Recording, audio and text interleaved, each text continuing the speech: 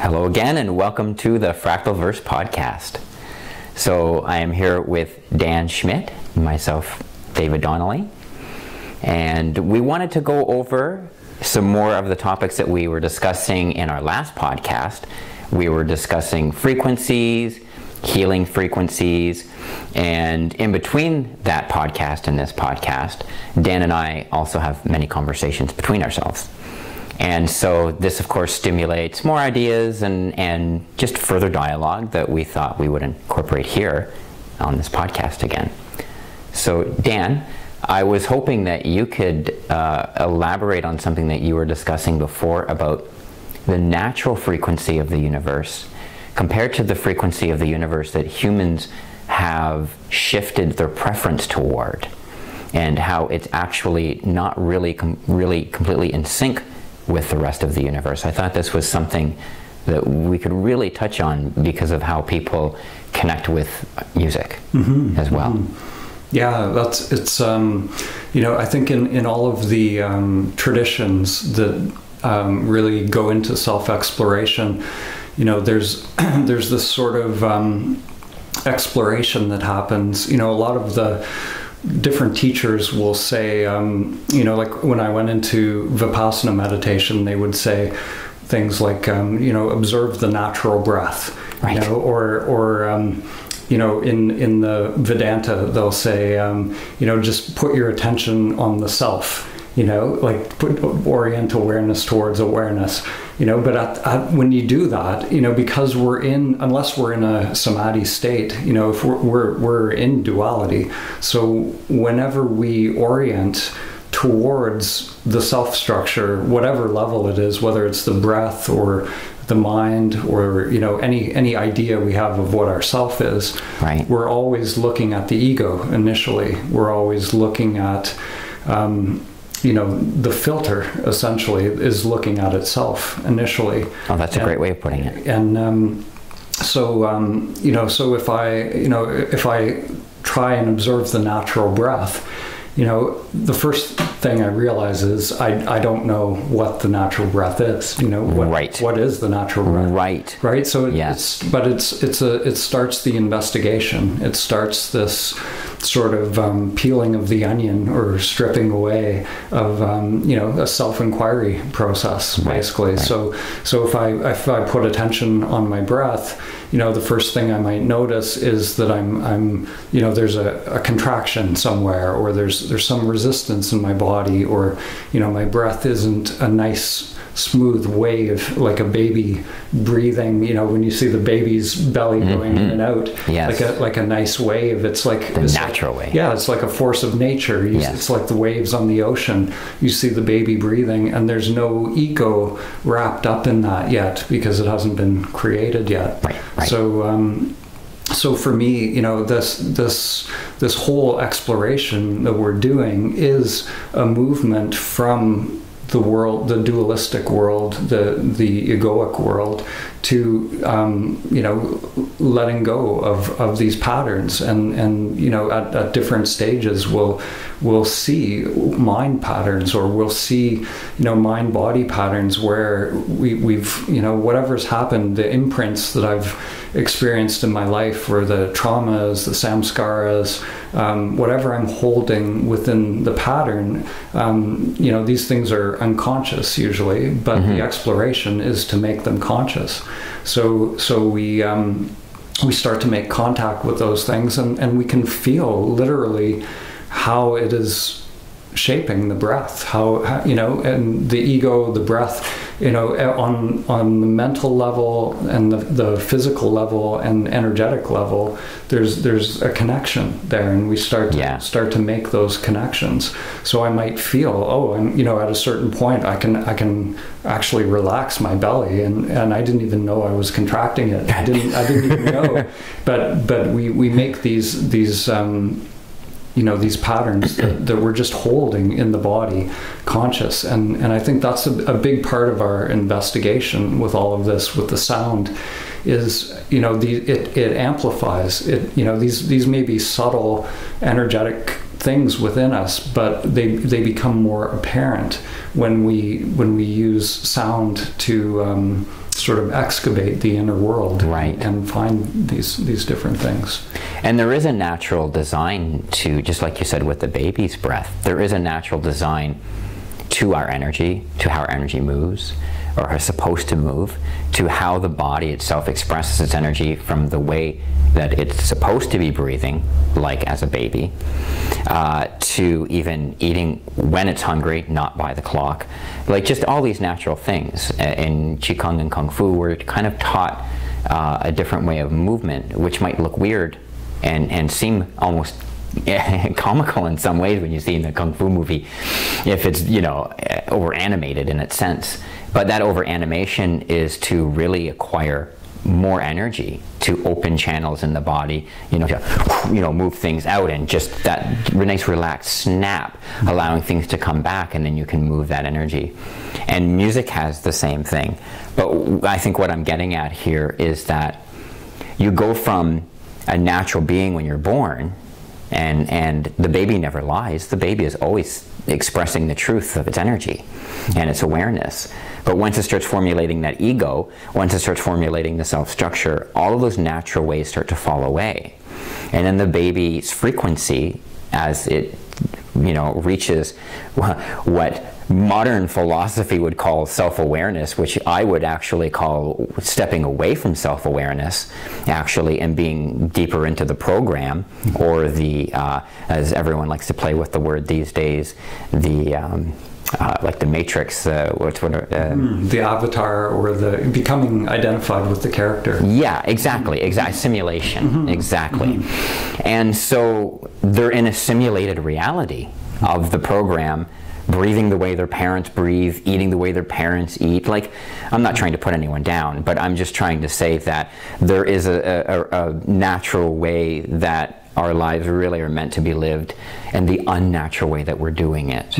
And when we had this conversation, you were also talking about an actual frequency, a specific frequency that the rest of the universe is vibrating at, and how, like, in our music, and in not our music, I mean in human modern music, everything's being recorded in a very different frequency.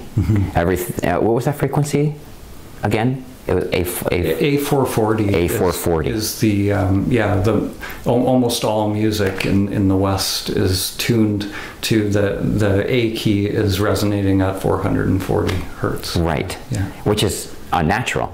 And what was the natural? A432 is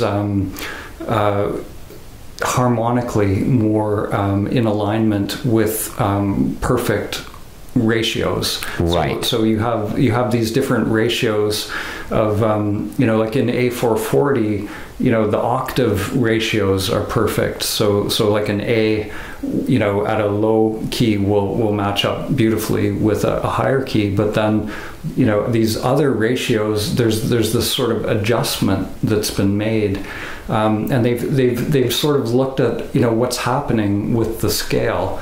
And was this Pythagoras? Well, Pythagoras was really like a Pythagorean tuning is. It's interesting because he operates off of ratios, you know, like you know, a perfect fifth in Pythagorean tuning will sound very beautiful if it's within a certain octave, but then if you continue that tuning up to higher and higher levels, the small differences between the way that a whole octave is tuned versus the fifth is tuned is just out a tiny little bit, and that's what they call the Pythagorean comma, which it's like this little leftover bit, and it's enough to make it sound atonal. So the farther you go up the tuning scale in the Pythagorean tuning, you know, if I were to tune my piano in a Pythagorean tuning, it would sound awful. It would be like, what the hell? You know, that's totally out of tune. And they realized this was like the big secret in the Pythagorean world. They thought this had cosmic significance, and it was actually, you know, not even told generally, because they felt was, you know, our perception of harmony is out of sync with the perfect symmetry of these whole note or these ratios in nature. Because it seems like, why wouldn't it match up? Why wouldn't these perfect symmetries, when you divide a vibrating string at these perfect ratios, why wouldn't it be perfect? Why is it that our human ear hears it as dissonant? Right. So what they said is, like either God made a mistake, in creating the world, or we're out of sync with the source. Of course, it was God, right? So we have Pythagorean. Well, human beings couldn't be a problem with us. Oh, right? Of course not. Yeah. So in a way, is that kind of like forcing the circle into the square and hammering it in and then going, see, it's perfect? Yeah, so that's basically what we've done with the Western tuning then. So we've made this adjustment, which is the well-tempered scale. Is what they call it in the symphony world. And so they've made these small adjustments as you go through the whole range of all the octaves to make it so that generally, the instruments will match up and it'll sound generally harmonic. Right. But it's not, you don't get the sweet, beautiful harmonics that you would get with a Pythagorean tuning if you were to match up those shorter distance ratios in a Pythagorean tuning. You'll get these beautiful, sweet harmonies, and that's why in the sound healing world they will tune it to these more natural ratios. Because that's what we do. We don't use Pythagorean. Yeah, well, I can never say that properly. Yeah, and like a lot of the instruments that we use are they're not at all like the solfeggio tuning forks, or the gongs are just a wash of harmonics as well. Or we and the bowls, crystal bowls. The crystal bowls and these different things that we use. We use keyboard sounds as well, but often we'll use those sounds in a way that is not falling into this A440 structured tuning. For anyone who doesn't really know kind of really what we're talking about, this is a Tibetan bowl, and I believe this is made out of copper or bronze, and the tones of these are so healing, and we use a lot of this in our music, but we also use effects with them to make them richer and to also sometimes make them even more psychedelic in a sense of how it works in the brain. And I never like to just stop these things, but we got to keep going on. and I'll just do one more just so you can hear a few differences. I love this one.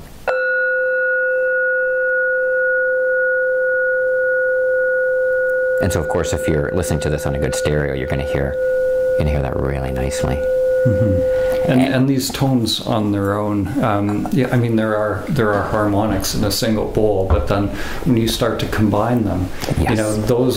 So the Pythagorean comma is what happens when you start to combine these notes. Then, so a lot of times, like with the Western tuning, it'll sound. We're so used to the sound of that tuning that it sounds harmonic to our ears, and it's actually sometimes almost startling for people when they hear the really beautiful symmetries that are possible in music, because most things, like if you buy a keyboard or you tune your guitar to a certain A440 scale, you just never hear those things. I had my piano tuner loves me. I had him tune my piano to A432, and it's amazing how having the natural harmonics. You feel literally that there's more of a communication happening, and it's almost. It's not something that you can even really necessarily mentally pick up, but it's almost like an energetic feeling, I find that. Well, resonance in its own self could even be like a type of energetic memory. so that when, like when I touch that, there's an impression that happens there, and in that resonation, it's repeating the incident over and over and over again until it fades out. And even then, how long is it really going on for on a atomic level or on a molecular level as well? And the same thing with our bodies, when things happen to us. So when you're playing the music live, there's a very different effect. These gongs are intensely powerful. I used to go out to a show with David Hickey, to his show, and he would play these big gongs and crystal bowls and everything, and especially in the very beginning, that was all he played, and it was so intense on the physical and energetic body, but in the most beautiful ways. And and you would come out feeling very changed, just on an energetic level. But what I mean by that too is like this your feelings have calmed down. You feel grounded, but at the same time you feel vibrant. And these instruments have this amazing way of moving through you and the way resonance works. I think that frequency needs to be understood, though, in two ways of looking at frequency, because healing frequency and understanding that when we use frequency, that it kind of has one but two meanings at the same time. One is a measurement called hertz. So this is an oscillation effect that is happening in the physics of the structure, where it's oscillating with a neutral point, and it's creating this feedback loop. It's creating a loop in time. And so just like that, this echoing resonance. But also frequency is also how many times is something done or not done. Like in your own life, frequency. How frequently have you done something, or how frequently have you not done something? And this is why frequency is at the heart of patterns.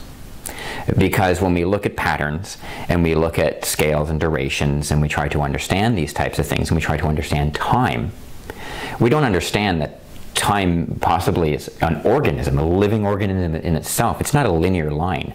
As much as I'm loving this new Loki show, the whole thing is about how everything is controlled in the sacred timeline, right? And how chaos comes in is going to disrupt that. And is time really in a line? I mean, who can really say? But in speculation and in my exploration, I would view time as nonlinear. Maybe not in the sense that I could just suddenly travel back in time, because I'm always in the present. The time traveler is still the one always in the present, no matter what, right?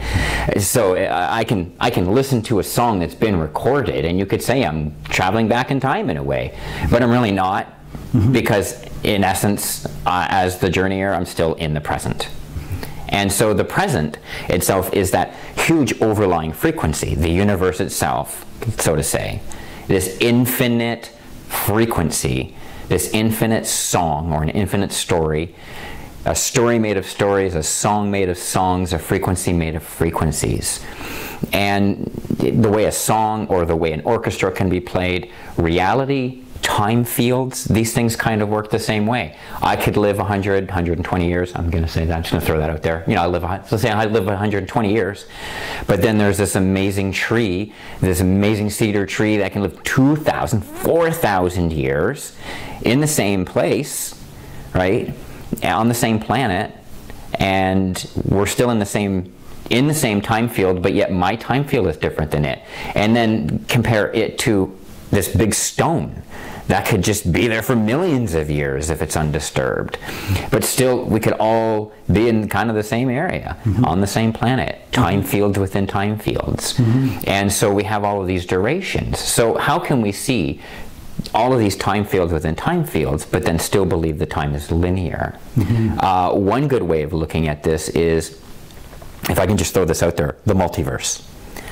Science right now is really chasing the idea of the multiverse. I've been in love with the idea of the multiverse since I was a child.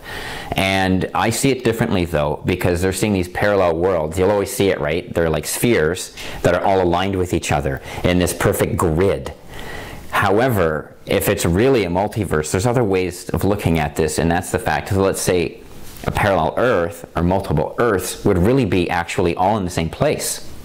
But they're all vibrating at a different frequency. And so they can be all in the same space and in the same time. Yet at the same time, because it's a multiverse, it's not just your reality and your time that's in a multiple aspect vibrating on that, but it's also different time durations that can also be interacting at different frequency times as well because of this. And so in this, what we end up with is this conglomeration of frequencies that don't even have to touch each other to be in the same space and can occupy the same space. I know there's a lot of challenges in science to say, you know, two objects cannot occupy the same space. Well, they are and they're not, because they're vibrating at different frequencies. And you can look at a fan when the fan is off and you can see the blades, and then you can turn on the fan and you can look right through those blades, and yet you can still see the blades. And so frequency creates all kinds of illusions, and so then people go, oh, time is an illusion. But then the confusion in that, I hear this a lot. You hear it in movies or just someone trying to be witty, you know, who might go, oh, well, time is an illusion, so it doesn't exist. Whoever said the illusion meant it doesn't exist, that's not what that saying means. It means that it's not as you perceive it. It's not what you think it is. It's not how you see it. Yeah. That's what an illusion is. Exactly. Yeah. And so time is not what you think it is. It's not how you see it, and it's not how you're perceiving it. And why would this, if it is a living organism, this infinite organism or whatever, why would it bend to our perception?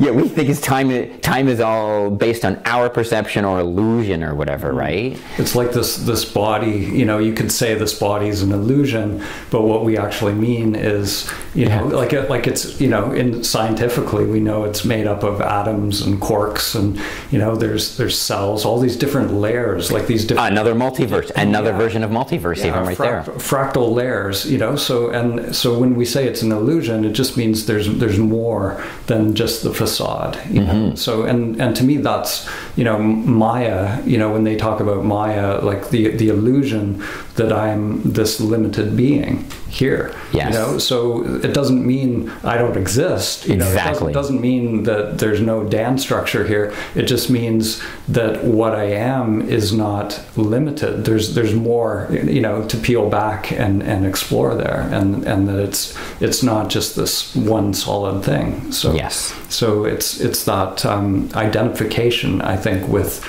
you know, a narrow limitation is what we're pointing to. Yes. Frequency calls out synergy, right? The idea of synergy. To me, synergy is the unified field. I don't think that there's... Why is science chasing something called a unified field but not unifying it? Like, that's what I don't understand. They're looking for something separate, but they're calling it a unified field. It's a little confusing. When I would say that Buckminster Fuller hit it right on the nail, basically it's synergy. Synergy is the unified field. Yes. Put everything together, unified, and that's your unified field. Yeah. It only makes sense, like baking a cake. I would say, yeah, that's it. Like, to me, that, you know, what they talked about in the Vedas, you know, like the Om of the universe, you know, or the Pythagoreans called it the music of the spheres, you know, whatever you want to call that. But, you know, there's something, you know, I love the Pythagorean, you know, they talk about the plucking of the monochord, you know, so like it's like we're like the plucked string of the monochord, you know, and there's this vibration that's happening, and, you know, so some strings are long, so there's like a long note, you know, it goes longer through time, and there's short strings, and it's just a fast vibration, but it's all this one Om that, you know, and it's like this giant Om is like, you know, it's like we're the sand on the cymatics plate, and the Om is vibrating us and literally dancing our lives into being.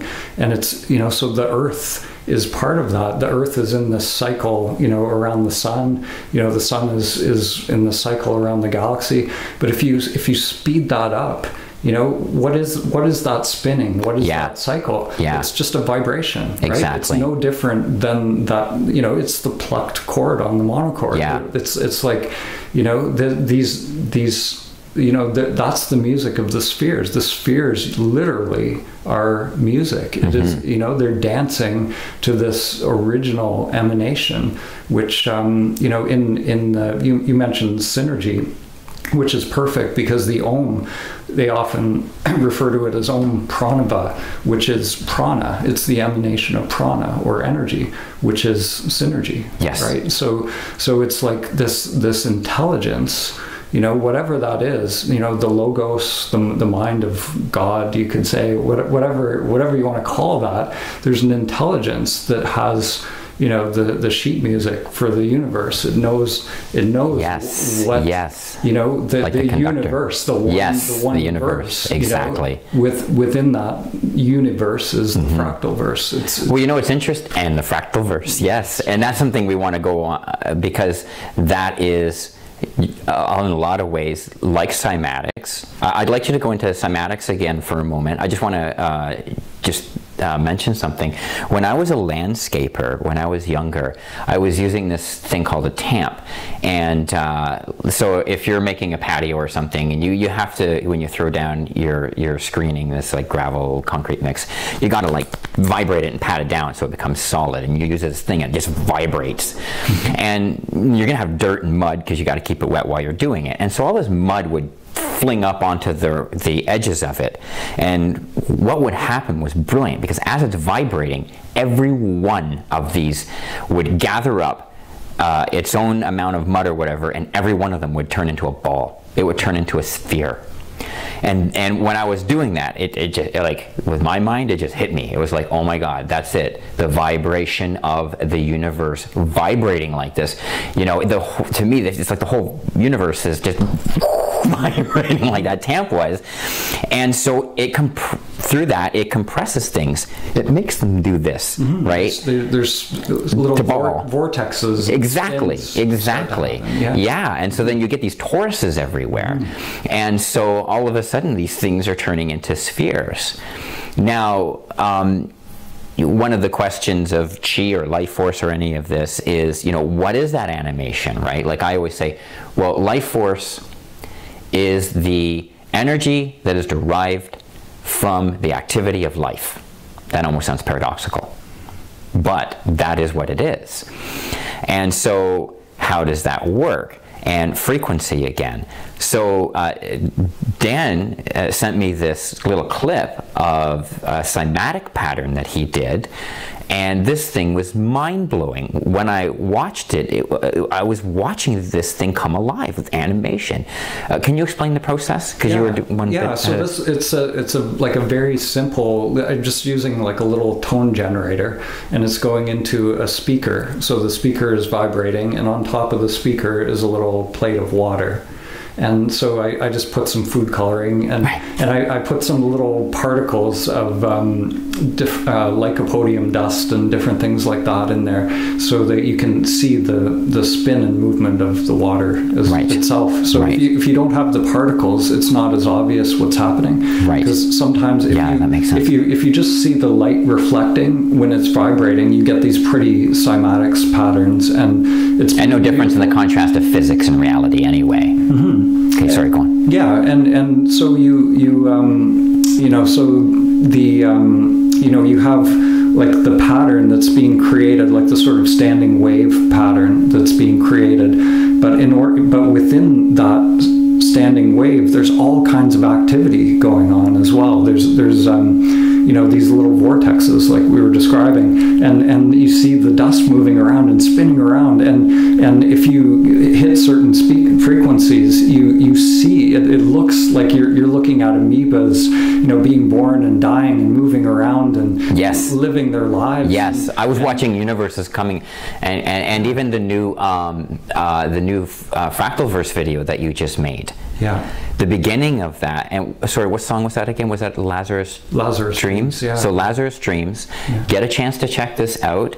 Also, this is a fractal program though that Dan had did, and again, it's like watching universes coming alive and dying. Like it's like allowing yourself to step out of time for a moment to almost experience, like, from a larger godhood sense of looking. I mean, when you, as a human being, look through an electron microscope, you're acting like a godhood for a moment and reaching into another universe, right? Another part of the multiverse, looking at these different layers. And there's a huge connection between, like the fractals are, purely exist in the computer, and it's math. It's just these really simple equations that are iterated. So the input of one equation becomes the output of the next, and they just repeat over and over, but iterated so many times that what you see on the screen being generated, it looks like it's alive and moving. And so there's a connection. Like I've looked at so many fractals in my lifetime and explored it, and doing the cymatics exploration, you see the commonality. It's the same sort of patterns that are, these are wave patterns that are being iterated or vibrated, you could say. Iteration or vibration is really this same process, and there's this sort of spiral that unfolds that is common in both, even though one is purely abstract. It's like on a different sort of mental or mind level, and the other is physical vibration in the world.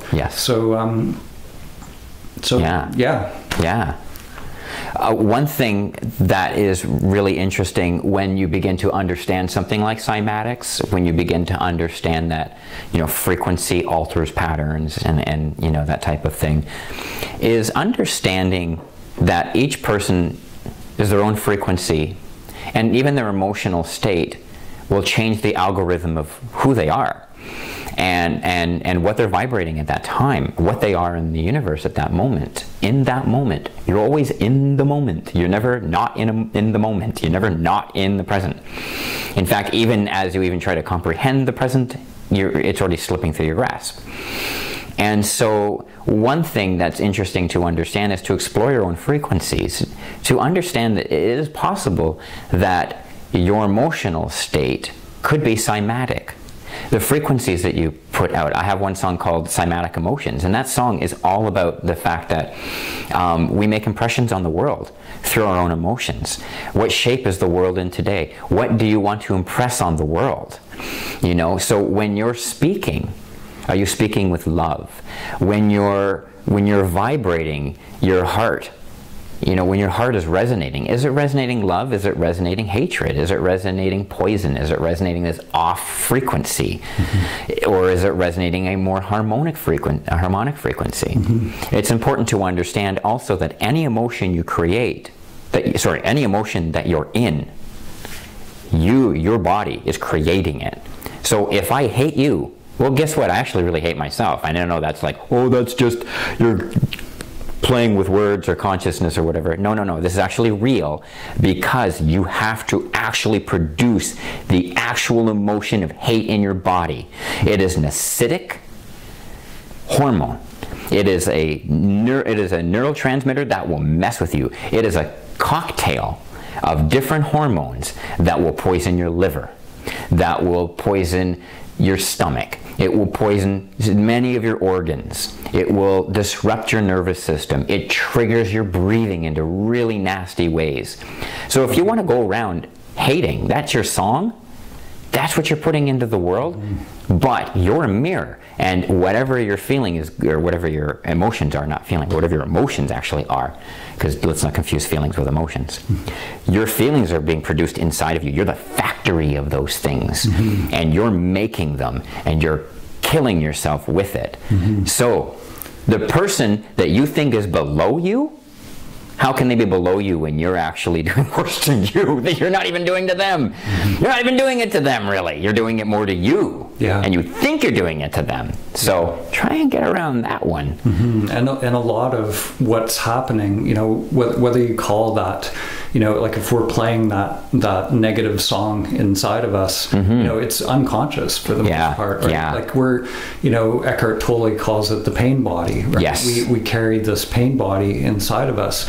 And it's just there playing its song, and it's been playing it so long you don't even hear it anymore. It's like static. It's just part of what you think is your normal way of being. And so part of it is, like you mentioned about the now, like the truth is there's nothing but the now, but yet we have this experience of, the energy that our life energy goes into these unconscious patterns, creating the experience of a past and future. Mm-hmm. And so my past, all of my mind experience, my conditioning, my memory, all of that is connected to this sense of I, this sense of me, which is if I've experienced something, that if I've had, let's say, an incomplete experience. So something happened where, it triggered anger, and I didn't allow that anger to come through me fully. Yeah, good point. Then that incomplete experience gets pushed into the unconscious. Yes. And it becomes its own little living entity in there. It's literally, you can think about the energy, it's like we create these neural pathways, and it's like the energy pushes into these little new neural pathways, and it's like a little program that starts running in the unconscious, and that energy stays trapped in that pattern until, I love the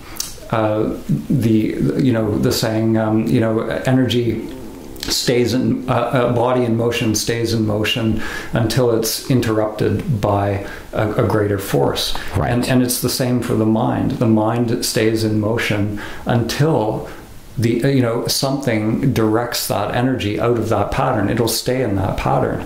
So what is it that directs it? Yes. And that's yes.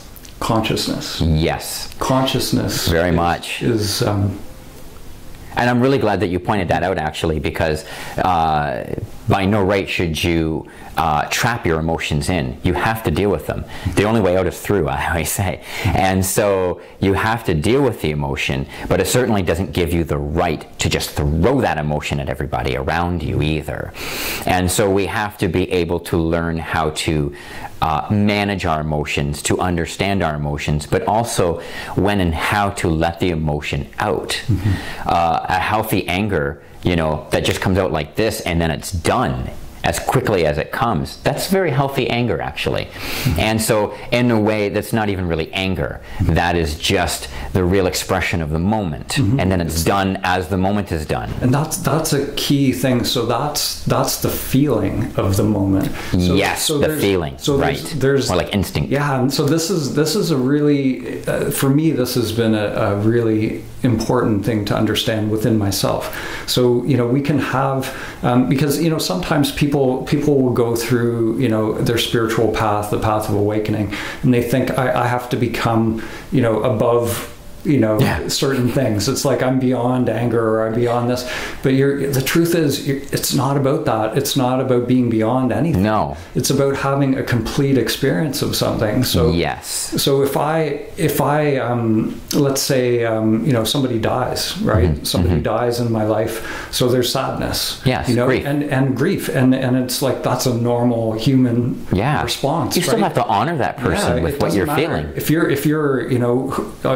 the Buddha, if somebody died and the Buddha's wife died, he's going to experience sadness. Right? Yes. It's just that's the natural human response. But are you attaching yourself to that? Are you becoming addicted to it? Is it becoming a crutch? Yes. This is the difference. Yeah. Does it grow roots inside of you? Oh, nice. And become its own autonomous entity inside of you. And that's, and the self structure is made up of that's all the self structure is. It's made up of these little patterns where we didn't have a complete experience. Yeah. So this idea in spiritual circles where it's like I can't show anger or I can't show this or that, or mm-hmm. if I'm showing anger, then I must not be spiritual. That's bullshit. Yeah. Really, a pure, I've had a Zen teacher who would out of compassion, yell at people. And it's like, if somebody walked in who didn't know him, they'd be like, whoa, this guy's,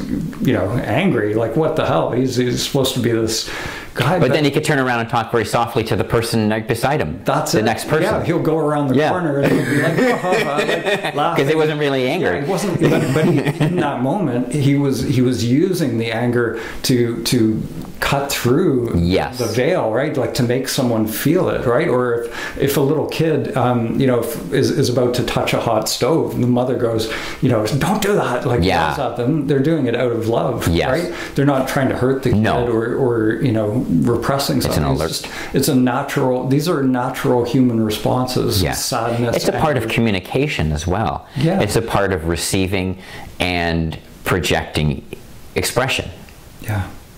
Yeah, and even something like fear. Fear can be instrumental. I can learn from fear. If something, if I'm standing on train tracks and I feel fear as a train is coming towards me, then that's a natural biological response for me to get out of the way. And if you speak to a real warrior, like any like a warrior or a soldier or a police officer, and you say, wow, the courage that you have or whatever, any one of them will tell you that when they're in the middle of it, they have fear. They have a tremendous amount of fear, but they learn to work through it, to process it. Now, of course, that could still create trauma later, depending on how they continue to process it.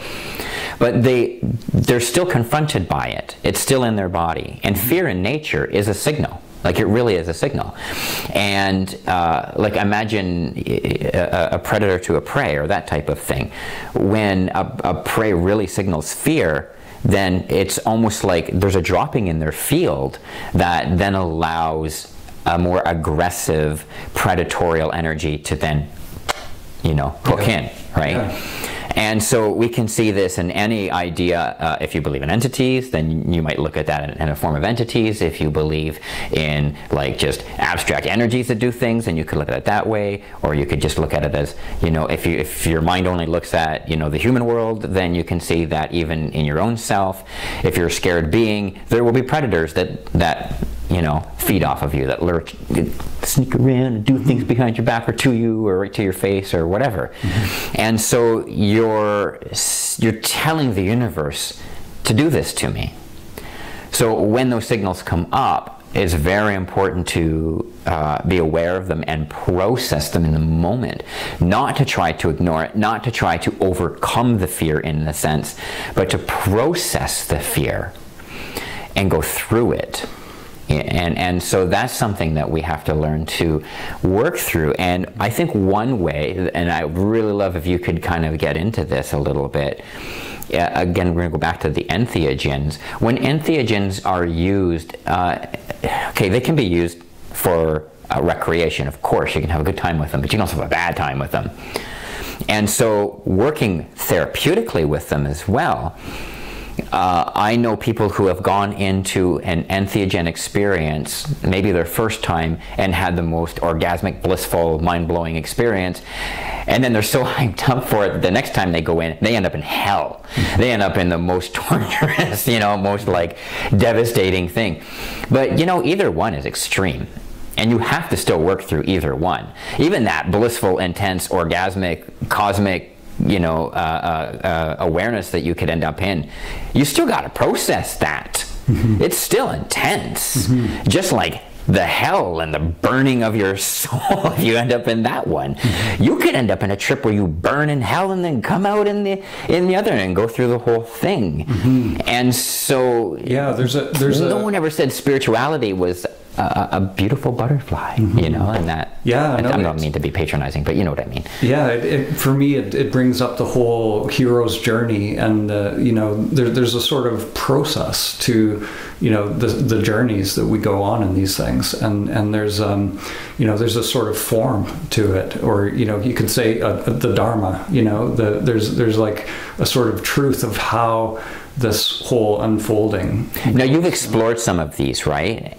And now you've kind of also, I believe you've also done some podcasts where you've discussed some of this as well with a group of other like-minded, brilliant people, and also helped with some workshops or whatever as well. Can you elaborate a little more on some of that? Yeah, so I'll just give the background. So at the Samadhi Center, where there are ongoing iboga retreats, and one thing that we... And what's iboga? And so iboga is an entheogen that comes from Africa.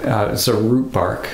So it's the root of a shrub that grows in Africa. So you dry this out, you ingest it, and it produces a psychedelic experience. They say that the iboga has two spirits. So a lot of these plant medicines have a very feminine aspect. So ayahuasca, for example, it's very connected to the mother, the spiral.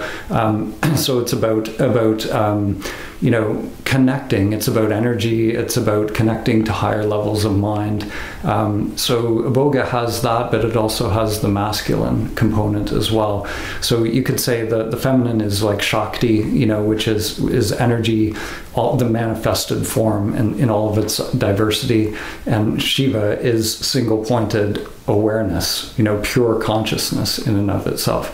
So I've never come across anything that had the two aspects. So for self-exploration, it's to me it's like a meditation tool, because you can explore. Like to me, there's this, a human being is this trinity. So I have this avatar, the mind body, the Dan structure, and then there's the feminine aspect, which is when I free my energy from this conditioned self, then I reach the higher levels of mind, so going farther. Can I just for a second, just for some of the viewers? Sure. When he's getting into the male and female aspects, he's not gender playing here. There's none of that stuff. This is philosophy. This is ancient philosophy, long before culture that started playing against male and female. That's a good point. Yeah. So we're talking philosophy here, not looking for challenges. So we're talking about the archetypal form. Yes, archetypes. So more like yin and yang. Yes, exactly. So when I say feminine, I'm not talking about women. I'm talking about, exactly. I'm talking about energy. Yes. Which is or manifested form. Yes. And when I talk about Shiva, it's not male. It's everyone has a balance of these two of both, archetypal forms within them. So, So the feminine is going farther into all the creatrix of the universe, and then the Shiva consciousness is really the awareness of that. Just the pure awareness, which has no qualities to it. So to me, these three dimensions, this trinity, is really, as we progress on the path, we start to have these samadhi experiences where it all awakens as one, and in those and if I can just interject for a second, what you say in the movie Samadhi, Samadhi happens by accident. So that's a good point right there. Sorry, I just wanted to throw that in there. So there's an aspect of like I can't with my intention from the lower mind, I can't force samadhi to happen. I can't make samadhi happen, because my trying to make it happen is something that I'm doing in the mind, whereas samadhi is the dropping away of that doing in the mind. Right. So not seeking it. Yeah. So that seeker who wants to make that happen actually has to die in order for it to happen. Right. And that's the paradox of samadhi. So we start to gain, they call it prajna or gnosis, or the wisdom of the true self, which happens in ego death. Yeah, and it's a recognition that I can't do it. The little me can't do it. All I can do is recognize these little programs that are running within me, and when I make them conscious, then I can drop them. but only once I've made them conscious. Right. And then as I drop these programs, eventually, we come to that still point. We come to, that center that is everywhere and nowhere. And it's not even a still point. It's a non-dual awakening, because stillness and movement are still part of duality. So shunyata is the Sanskrit word, which is, often described as emptiness, but it's not really emptiness. It's a dropping away of the duality of emptiness and fullness. And so these three levels of self are realized as one. But even the idea of one or two or three, all of that, those are just concepts. Yeah. So there's an embodied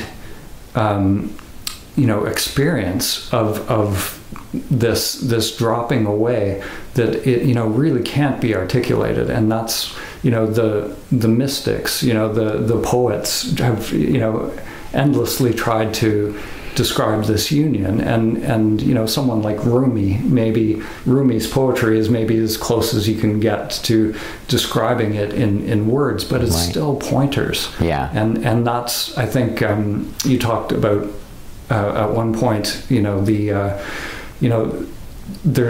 it's not found on the level of mind, right? No. Like there's this actual embodied, this dropping into the somatic field, merging with synergy, merging with prana, and there's this kind of alchemy that unfolds in this process. And so, I think the what's important for people to, because people hear that and it's like, okay, the ego hears that and it's like, I want to engage in that, I want to do that. But the thing is, it's a natural byproduct of the self-inquiry. So whatever unfolds, there is a development process. There's a unfolding of the chakras of these different faculties of our existence. You could call them organs of higher perception, perception of higher worlds. These things will unfold. The cities, which we start to get these different sort of superpowers, all of that. This city league.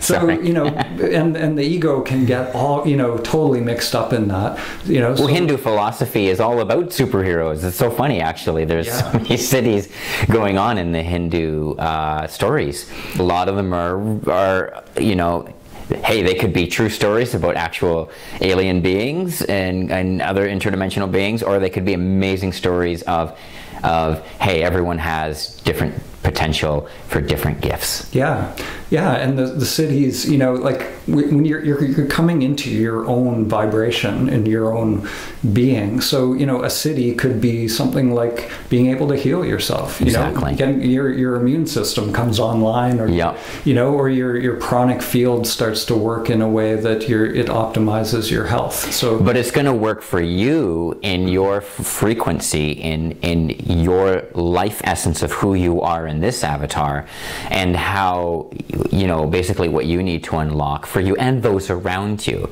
I always joke that if you had the Justice League or the X-Men and every one of them had the same powers, would be the point of the team, right?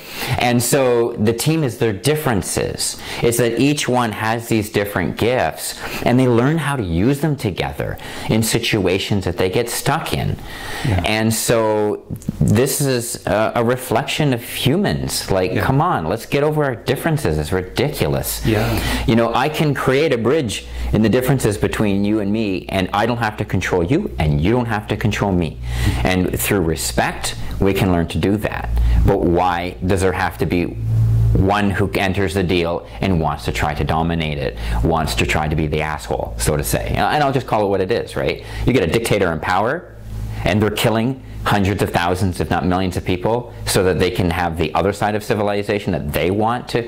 They're an asshole. It's as simple as that. No matter how you try to color it, they are now a living, controlling asshole. And excuse my language for that, but that's how I see that. There's no excuse for the inhumanity to humanity.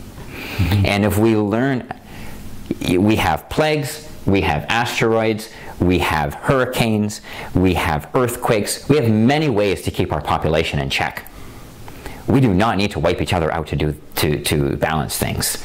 And so there are other ways. And if we learn how to work together as a team, then it's amazing. Imagine how far humanity would be right now. Because I'm sure there's alien civilizations out there who did not behave the way we have been behaving for all this millennia, killing each other the way that we do. And imagine what their potential is.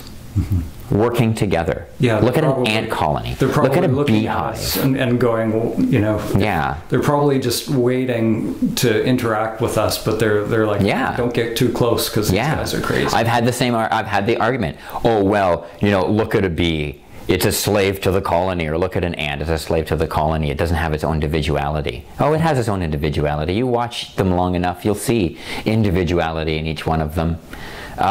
One is even the individuality between, let's say, a beehive and an ant hive. This is really an interesting thing to look at here. A bee that suddenly gets the urge to give birth, it wants to reproduce, but in its society it's not allowed. There can only be one queen, and if you do that, you're creating a division now. And so what happens is that the other bees will hold it down for, I think it's like 5 days. It'll hold it down for that period of time until the urge passes, and then let it go again.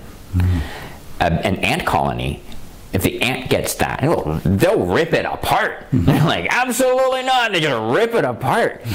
And so you see these two exact same scenarios in nature like that, and each one handles it differently. That's a beautiful analogy. I love, so the bee, you know, I love, Rudolf Steiner talks about bees and I just want to say I'm not putting either one down. I love them both. But anyway, sorry, go on. Yeah, but there is, you know, bees operate out of love, you know. Yeah. Like there is a sort of, you know, Rudolf Steiner calls it the hexagonal force, you know, but there's a synergy that is alive, you know. And if you think about what bees do in ecosystems and everything, it synergizes like crazy. You know, there's an incredible kind of complex web and dance that's going on with bees, and it's interesting. I love the example of holding the bee down, you know, and just letting it pass. You know, this urge will pass, and yet the bee can still be aggressive. And that's what we're doing with. I'll protect my home. Any intruder wanting to threaten my children, they will see a side of me, that's for sure, that no one else will ever see. And that's because they're threatening my hive, my colony, my tribe, my children. And I will get my stinger out. And I will leave it in you if I have to. But at the same time, I mean, overall though, no, in any other situation other than, I guess, the threat of my children and my wife, you know, that's direct, I would much rather discuss, work things out, and try to be civil with people and try to work things and find the commonality that we can then actually become better beings in that way, by working together and building off of each other rather than trying to step on each other. You know, you keep stepping on bodies, sooner or later you're going to slip through the cracks of those bodies and get sucked into it yourself. It's ridiculous. And it's like you said, it's not about necessarily, you know, like we don't want to get rid of our stinger, or we don't become completely passive beings and you know, this sort of spiritual evolution that we go through. You know, like I back to the you know, the bee example. I love how, you know, the bee, you know, there's this, the hive somehow knows what is good for, you know, a higher level of consciousness there, right? So it's like this urge that isn't going to be harmonious, you know. There's like a higher level of intelligence there to, you know, they put this one bee through this sort of purification ritual almost. And that's what we're doing with the entheogens. You know, we're like, you know, we've become out of sync with nature, or we become, you know, lost in our egos, in addictions or whatever it is. Like iboga is, you know, considered the gold standard of addiction. addiction treatment, you know. Well, can I just throw in how brilliant that analogy actually is? Because you're almost doing what those other bees are doing. You know, you're helping that person process this trauma or whatever it is they're going through, and whether that person is screaming profanities at you, and you have to hold them down to allow them to work through it and process it, you're doing it with the utmost care. That's it. It's a very different scenario. Yeah, or meditation is the exact same thing. Like you're you know, you go to a 10-day Vipassana retreat, and you're being held down. Your ego is in conditions of no escape. You know, and there's this purification process, and so you go in with your addiction. You go in with the samskaras, you know, these toxic, you know, pain body patterns that you're holding, and there's a purification, and then you go back to your collective, you go back to your hive, and you're more in harmony with it. You're not playing out these patterns, and you know, in our society, like, you know, there's so much pain body active. It's just they're feeding off of each other right now. So this process, this purification process, whether it's entheogens, whether it's meditation, self-inquiry, you know, doing breath work, you can purify in the same way, or, you know, doing qigong, whatever it is, you're bringing consciousness to these unconscious patterns.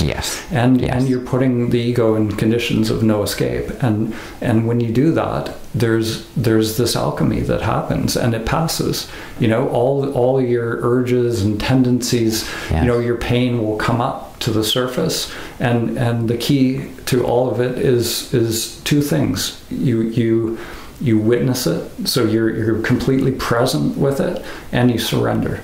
You know, and that presence, those are the two aspects. The Shiva and Shakti, right? The Shiva is pure witnessing consciousness. So you're the space in which this happens, and then the Shakti is non-resistance. Like energy flows when there's non-resistance. You know, if you think about you know, a copper wire, the less resistance in the wire, the more flow. And it's the same in the body with the nadis. You know, if there's ego construct there, you know, resisting, which that's all the ego is saying no to whatever is. It's just an endless no, you know, saying I don't want whatever is happening to be happening. So a preference for something else. You know, it's a form of resistance. So we drop that resistance. We say, okay, you know, my pain is coming up, my emotions are coming up, whatever is trapped from my childhood, I'm going to face it, I'm going to see it, I'm going to go into it with consciousness and allow that energy to be experienced fully, because that's all it is. It's just that pattern wanted. It's like a flower or like a seed that's been planted, and it keeps wanting to bloom, but we don't want to let it bloom, but it's going to keep blooming until we, you know, until it, you know, like the paradox is, by letting it bloom, what happens when something blooms? It dies. So that's how we free ourselves of these samskaras, is, you know, we actually allow them to be fully experienced in consciousness, but in a situation that is safe, you know, like a meditation center where we can, there's a container that is for that purpose, and we don't get caught in the pattern when it comes up. We can remain in that witnessing position. And it's living energy. And so it needs to express itself. You're also not honoring the energy. It's very important that we learn to honor those things. Someone who wants to make great changes in themselves should not make them because they hate themselves. That will never work. If you hate the way that you are, it will never work, because then everything you're doing is an obligation. But yet, if you learn how to love yourself, and I don't mean this in some cheesy way where you're just telling yourself you love yourself, you actually have to dig down deep and love yourself in this way. And you're doing that when you're doing the work. You're showing yourself that you're giving service to that, and that you're doing the work and you're digging deep. And the other aspects of your consciousness will pick up on that, and they'll join in. And all of a sudden you start creating a much more unified self in that sense. But not a unified ego, a unified self that's selfless. Yeah, In that sense. That's what, to me, what love is to be, love is to, if you love anything, it's like you're one with that. So to love yourself is literally to know yourself, to love, to not be divided, with all these little patterns fighting against themselves, but, to inhabit that, that inner world fully and unite consciousness with it. And that's samadhi. Samadhi is love, And sometimes the understanding of that can be miscued. I know people who went down that path. There was a I don't remember what it was called. What it was. I think it was like a documentary. It's called The Secret. And I know so many people that jumped on that. And there's a lot of confusion, really, if you don't really understand that type of thing. And a lot of people went in there really actually saying, I'm doing what's best for me. They destroyed their families. They destroyed their relationships. They ended up like toxic people. Because no, not your ego. When it said to do the best things for yourself, it didn't mean your ego. It didn't mean that. It didn't mean to be selfish. To understand yourself and to do what's best for you is also what works around you as well. If you're challenging everybody around you because now you think you're spiritually better than them, or you think you're on the path and they're not, you're doing the work but they're not, that's not right. And to overcome to try to overcome the super ego, which is fear, doesn't mean to just jump into the id, which is your righteousness. You can't just suddenly think you're better than everyone else because you've made these accomplishments, because then you're just right back to zero again. You're right back to start again. Now you got a whole new level of things to work through again. That's what happened to myself. As I got better and better and started to see things in a much different light, I became really arrogant, and I really challenged people, and I had no place to do any of that except the place of growth. Right? But I began to learn that wasn't right. I was righteous, and I had no place. It was not working for me. That whole law of attraction, I often refer to it as a suffering accelerator. Oh yeah. Because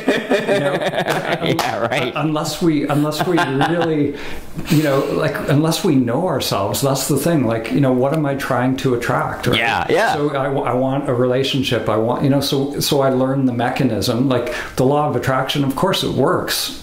So I'm going to attract that relationship. I'm going to attract money, the car, or whatever. But it's a suffering accelerator. Samsara is projecting outside of myself. I think I think that these external things will fulfill me. So the quicker I get those things, the quicker I realize, oh, that's not it. That's actually creating more attachment, or it's creating, if I attract the wrong relationship, then I start to realize, oh, I've it's my pattern from my mother or whatever.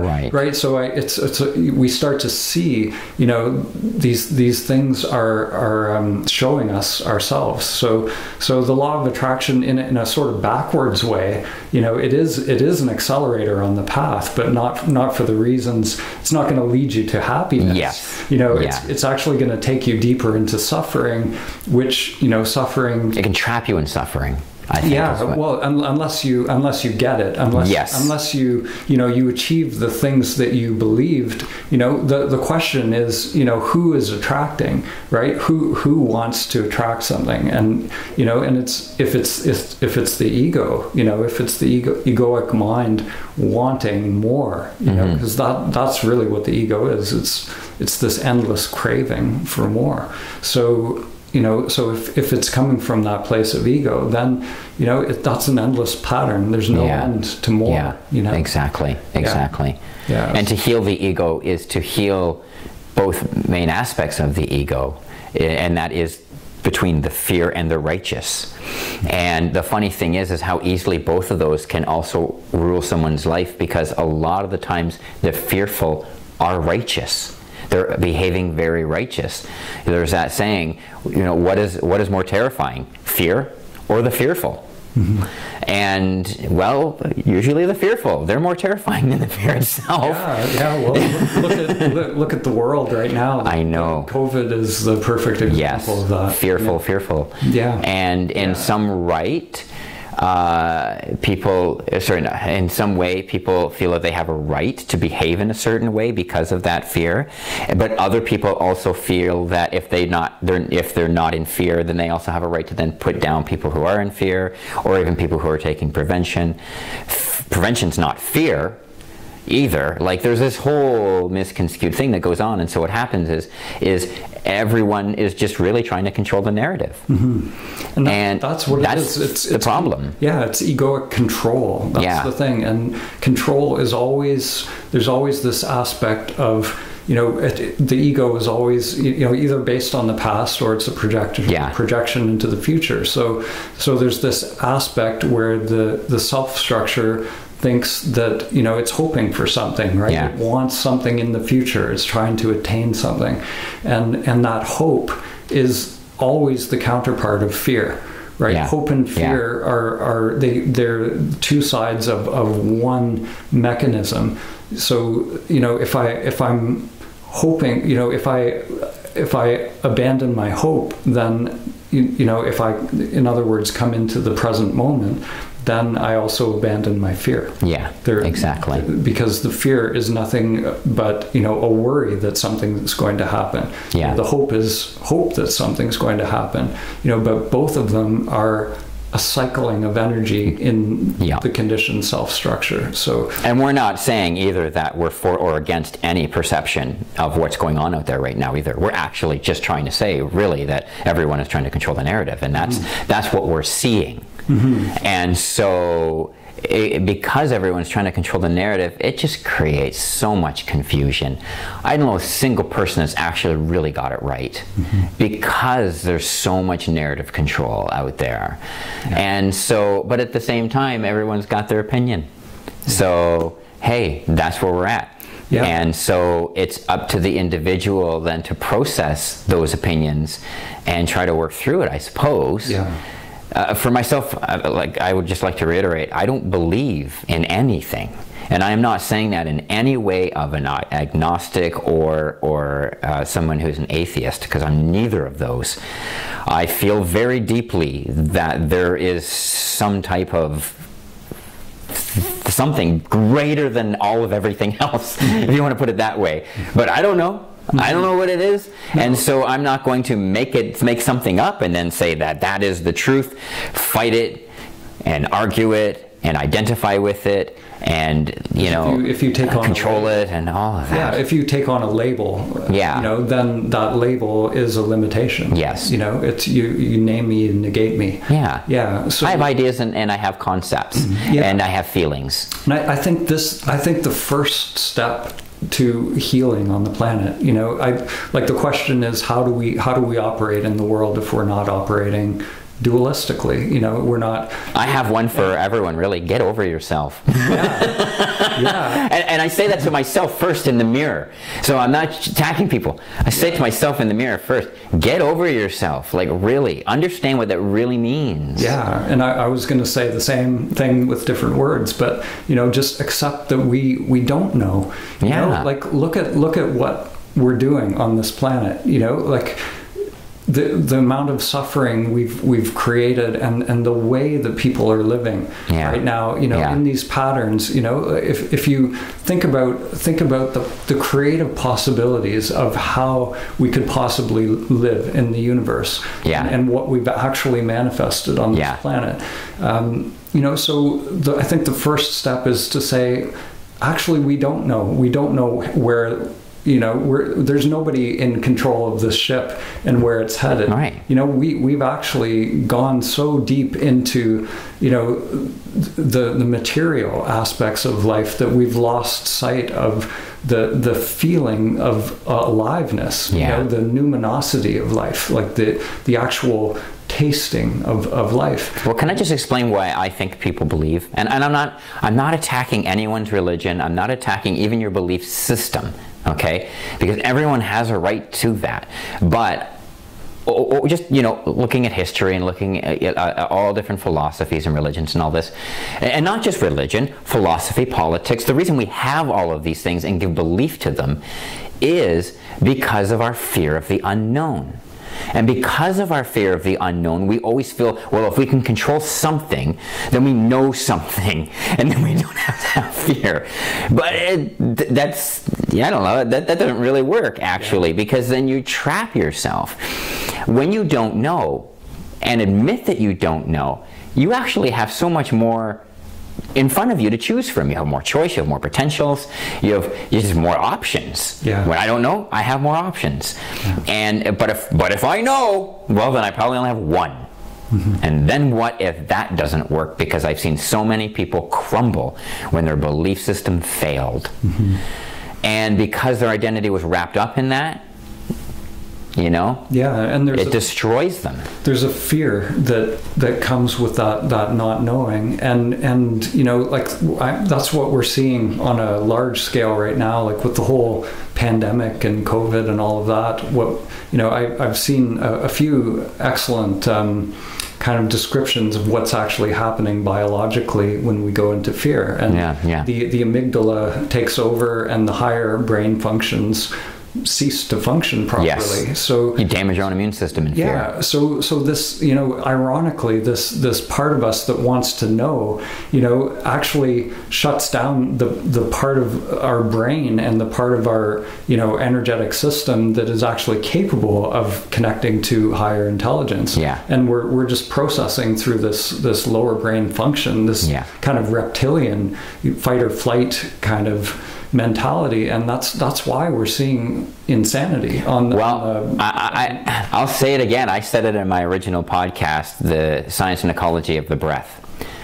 When you are breathing the way you were born breathing, your emotions are much more manageable. But when you breathe the way that most of the world is breathing, most of the population of the world is breathing up into their chest, stress breathing, and you have cortisol receptors right here, that every time you heave your chest, every time you breathe up into your chest, this is called stress breathing, but it's also panic.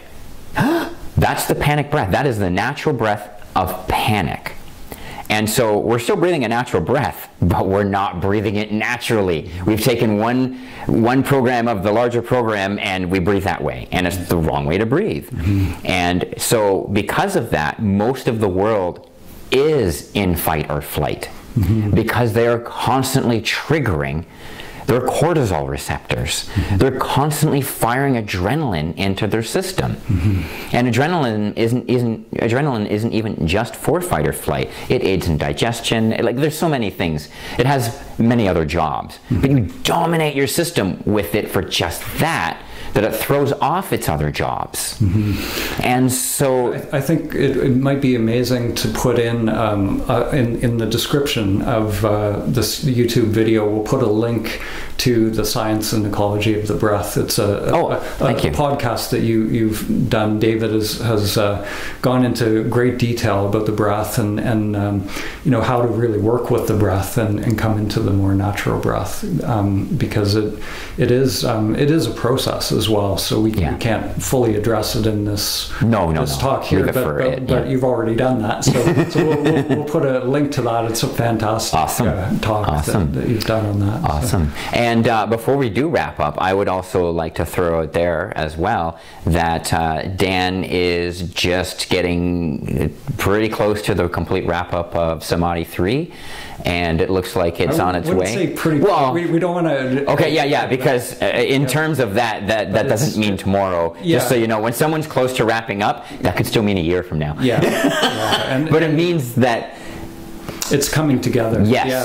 Yeah, there's something taking form there. Yes. Yeah, and I'm excited about it. I feel like you know, what it's turning into is really kind of setting out the whole perennial philosophy in terms of kind of what we've been talking about, the whole Shiva and Shakti aspect of practice. So we have you know, practices where we're doing something actively within the self structure. So we're, you know, using some sort of technique or something, and then there are these you know, I don't want to call them practices, sort of non-doing, where we drop away all doing, you know, which is the Shiva aspect, you know, just becoming aware of awareness. And so we'll be going into greater depth with both of those things. Yes. And ultimately realizing the two as one in a sort of woo way, doing, not doing. Right. So you know, meditation and self-inquiry realized as one thing. And I've been very fortunate and very blessed to actually see some of the production already of where it's at. And wow, like all I can say is wow. When I don't have words to explain something, because I talk a lot, when I don't have words to explain something, that just means wow. That's all I can say. Yeah. So That's awesome. And Dave, it's been amazing feedback from you as well. Well, for me, it's like a lot of synergies. I became a fan of what Dan was doing actually years ago before I even moved up here, and to find out that Dan was living down the road from me was like, what? And he invited me to a personal screening, a little private screening of Samadhi 2 before he launched it. And I mean, I was like, what? Wow. And I was blown away by it. And so to be able to discuss this with you, you know, while you're making it and everything, it's been an honor. It really has. So, thank you. Well, yeah. I think there's no accident for the synergies that have come together. Right. It's all part of one higher plan. Maybe. Yes. Yeah. So there's kind of a saying I have, and that's, well, we could talk about everything and eventually we've talked about nothing, or we could talk about nothing and eventually we've talked about everything. And so with that, we'll stop talking. So this is an ongoing series. We can't say when each episode will come out, but it's definitely, like I said, we have some conversations that we find very interesting, and so we like to just kind of, make them a little more digestible for people and record them. And so if you like them, then subscribe, and you'll get a notification when we do have more. So thank you. Thanks you very much for... Yep. Thanks everyone for watching, and see you next time. Thank you.